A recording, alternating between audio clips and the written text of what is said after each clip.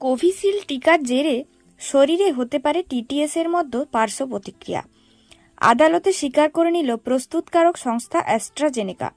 জানেন কি এই টিটিএস কি, এর ফলে কি কি সমস্যা হতে পারে? কোভিডের টিকা কোভিশিল্ডে রয়েছে মারাত্মক পার্শ্ব প্রতিক্রিয়া।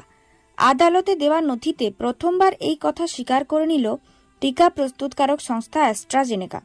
এমনটাই প্রকাশিত হয়েছে সংবাদ মাধ্যমে।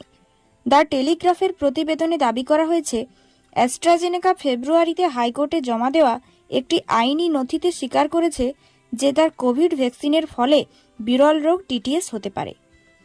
কিন্তু এই টিটিএসটি আসলে কি, চলুন তবে জেনে নেওয়া যাক।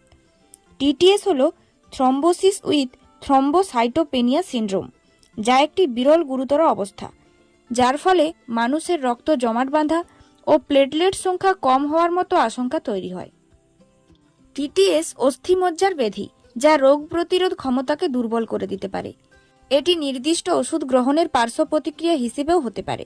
শিশু ও প্রাপ্তবয়স্ক উভয়ই আক্রান্ত হতে পারে টিটিএসে। কোন কোন লক্ষণ দেখে বুঝবেন? টিটিএস এর প্রাথমিক লক্ষণ হলো তীব্র মাথা ব্যথা, পেটে ব্যথা, শ্বাসকষ্ট, পা ফুলে যাওয়া, স্নায়বিক দুর্বলতা ইত্যাদি। টিটিএস এর চিকিৎসা সময় সাপেক্ষ, দীর্ঘ প্রক্রিয়ার মধ্য দিয়ে যেতে হয়, যার মধ্যে রয়েছে হাসপাতালে ভর্তি, রক্ত জমাট বাঁধা প্রতিরোধ করার জন্য অ্যান্টিকোয়াগুলেশন থেরাপি এবং সহায়ক যত্ন নেওয়া একান্তই জরুরি। ইন্ট্রাভেনাস ইমিউনোগ্লোবিউলিন ও প্লাজমা এক্সচেঞ্জ প্লেটলেটের মাত্রা স্থিতিশীল করতে এবং ইমিউনোমেডিকেটেড প্রতিক্রিয়া রুখতে ব্যবহার করতে পারেন। কোভিশিল্ড নিয়ে মামলা। 2020 সালে অক্সফোর্ড ইউনিভার্সিটির সঙ্গে মিলে কোভিডের টিকা AZ-1222 তৈরি করেছিল প্রস্তুতকারক সংস্থা অ্যাস্ট্রাজেনেকা।